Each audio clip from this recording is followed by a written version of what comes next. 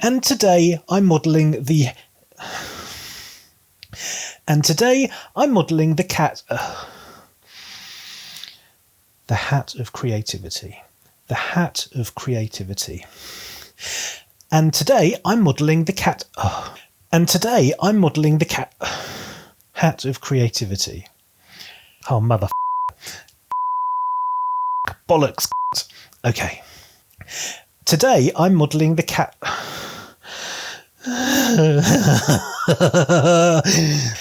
Today I'm modelling the cat. Today I'm modelling the hat of... Nearly had it. Nearly had it. Okay. Hat of creativity. Hat of creativity. Today I'm modelling the hat of creativity. Today I'm modelling the cat... Oh, mother... Today I'm modelling the cat...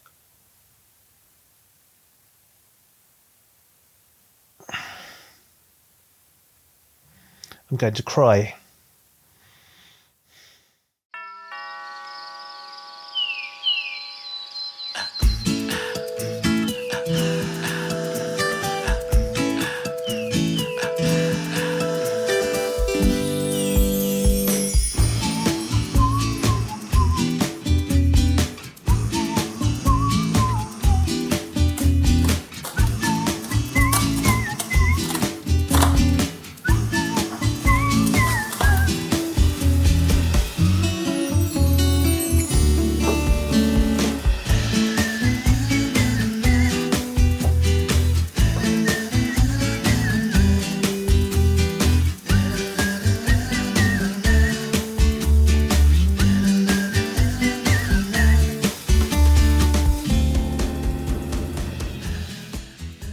Hello, welcome back to my channel. If you're new around here, my name's Kit, and this is my world. Thank you very much for joining me.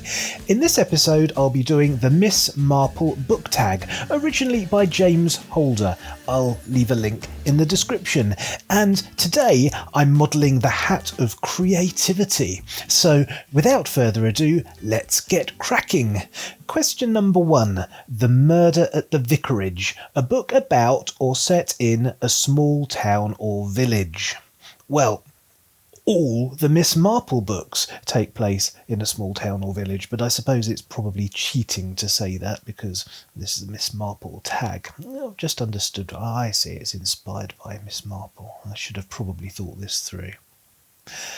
A small town or village. I'm going to say Larrabeiti to Candleford, because that covers both of those things. Larrabeiti is a village and Candleford is a small town. That's exactly what that is all about.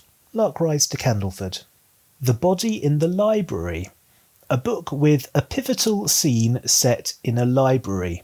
Well, this is an easy one for me to answer, but I'm afraid it means retreading old ground a little bit. It's a book I've discussed before, but I'm going to tell you about a specific scene in the book, so don't tune out just yet. It's The BORRIBLES by Michael de Larrabeiti. And in this book, a group of selected, highly trained elite BORRIBLES are sent off to eliminate the members of the Rumble High Command. Each one has their own specific target, and Napoleon Boot's target happens to be the chief librarian. So Napoleon Boot, BORRIBLE, goes after his target, who is also called Napoleon Boot, and they have a huge fight in the library. All the bookcases get knocked over. Napoleon sets fire to the books, so there's a huge fire. They're in the library, they're clambering over burning books, they climb up a ladder into a ventilation shaft, and it's all very exciting, and it is indeed a pivotal moment in the book. The Moving Finger. A book in which the protagonist is trolled, harassed, subject to a rumour campaign, or falsely accused. Well, 2 books come to mind. The Big Six by Arthur Ransom. This is one of the Swallows and Amazons books that I regularly bleat on about, but this is slightly different. It was published in 1940, and it's kind of a detective story. It's not really about sailing or boating or any of that stuff at all. a few of the kids, or a couple of the kids, get accused of a crime they didn't commit, and it's up to them and their friends to prove their innocence. So the whole book is about people who are falsely accused and having to prove their innocence. And the other book that springs to mind is The Railway Children, in which the father of the railway children is falsely accused of committing a crime, and he's arrested right at the beginning of the book, and that is the catalyst that begins the story. And also, I'm going to be mentioning The Railway Children in the next answer as well, just so you're prepared. But it'll be interesting, so get over it.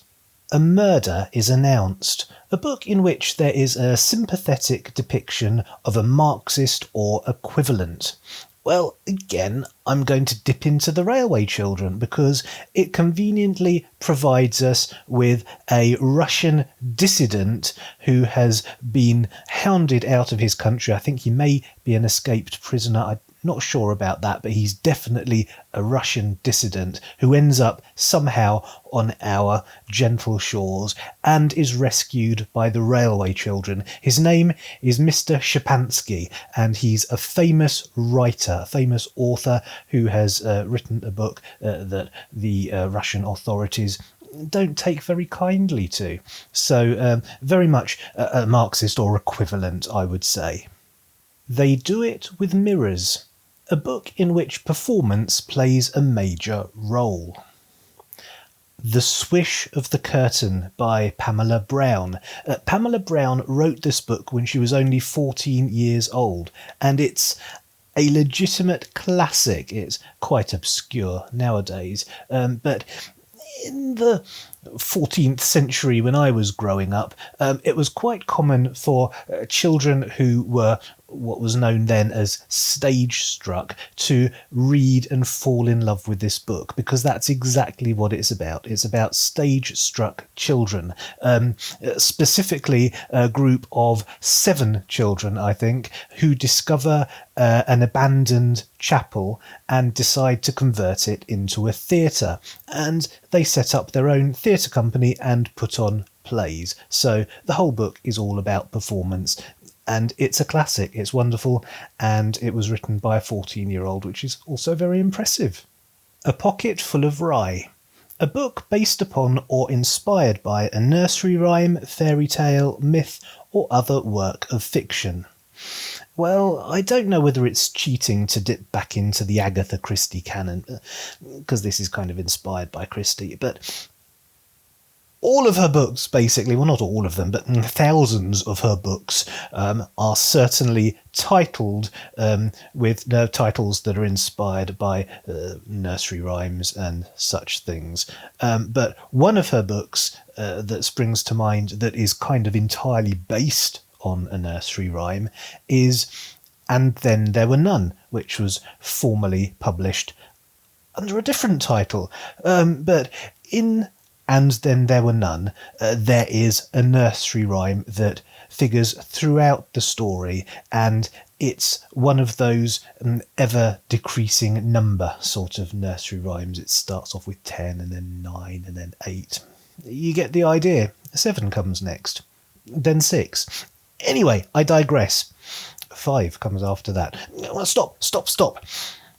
And Then There Were None by Agatha Christie is all about a nursery rhyme, and every time the nursery rhyme reaches the next number down, another character dies. Yes. And Then There Were None. 450 From Paddington, a book in which more than 2 suitors pursue the main protagonist. Well, I've got a few answers for this one. In Daggerspell by Catherine Kerr. Don't worry, I'm not going to talk about it too long. In Daggerspell by Catherine Kerr, the initial relationship that sparks the whole series of events that echoes through time and all the rest of the books in the series, the initial catalytic event is exactly that. It's not many suitors, but I think it's about 3 suitors pursuing the same central character of Brangwyn, who later becomes Jill after many incarnations. And also I'm going to say It by Stephen King. In this book, she's not the central character, but the one girl in the group is kind of pursued by a few of the other boys in the group. I think she actually, in the book, has sex with all of them, and there are quite a few. That's a bit dodgy, isn't it? Anyway, I haven't read the book. I've seen the Tim Curry version, which I think is the best version, and I've seen part 1 of the remake, which I didn't like at all. So I haven't read the book, but I'm vaguely cognizant of the fact that the girl shags all the boys. But I think at least 2 of them could be considered suitors. The television version, obviously, is a little bit sanitised. The Mirror Cracked from Side to Side, a book about a changing world. Well, I know I'm constantly mentioning this series, but it really does answer the question, so I'm going to be brief and say Narnia. In the 7 Narnia Chronicles, you get to see the entire lifespan of the world of Narnia. You get to see it created in The Magician's Nephew, and you see the end of the world in The Last Battle. So it changes throughout its lifetime, and you get to see all of those changes. So that really is the best book or series of books to answer this question, I feel. A Caribbean Mystery, a book about or set in the Caribbean. Well, obviously Treasure Island. That's almost entirely set on a Caribbean island, and it's a classic and it answers the question perfectly.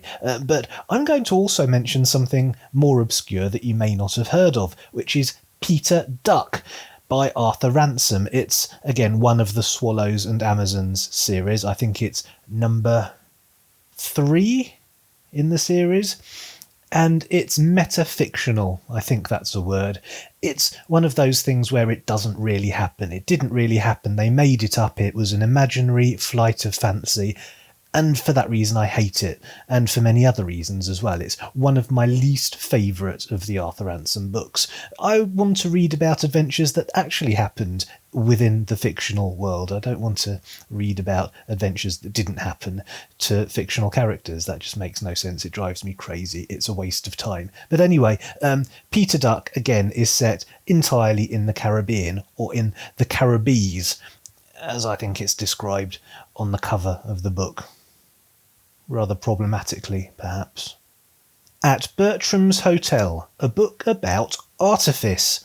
Well, I don't know if you know, but there is actually a magazine called The Artifice, which is worth mentioning. But for this one, I'm going to say The Story of the Confidence Man, which is by David Maurer, and published in 1940. The Story of the Confidence Man is the book that inspired the 1973 film The Sting, starring Paul Newman and Robert Redford. And it's all about con men who are, by definition, artificers. Artificers? Nemesis, a book featuring a quest. Every single fantasy book, well, at least most of the fantasy books.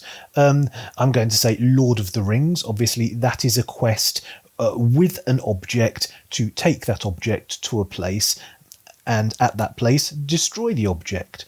Another example could be the Belgariad by David Eddings, in which the quest is to go off in search of an object, the Orb of Aldor, and pretty much most fantasies have a quest, either taking something somewhere or going somewhere to get something.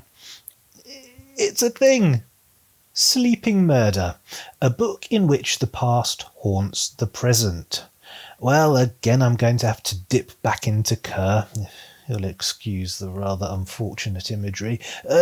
Yes, the Devery books by Catherine Kerr are kind of entirely about that. They feature reincarnation as the strong central theme, and the fact that all of the characters' actions and interactions are kind of based on events that have happened in the past, and echoes and ripples. So the actions of a character in one timeline will have direct repercussions on a future incarnation of that soul, and they will suffer the consequences of those actions, or indeed reap the rewards.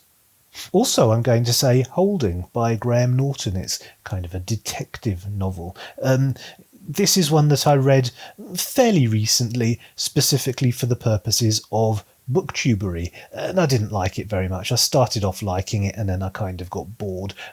But that story is essentially about a cold case, an old murder. A body gets discovered, and so the past is haunting all of the various villagers or locals, the people who are all our group of suspects. They all have secrets from the past relating to this body that gets discovered. And that's it. End of tag. Thank you very, very much for watching. I hope you enjoyed it. If you did and you haven't already, you know what to do. Please hit the subscribe button, hit the like button, share, comment, do all the good stuff, and I will see you next time.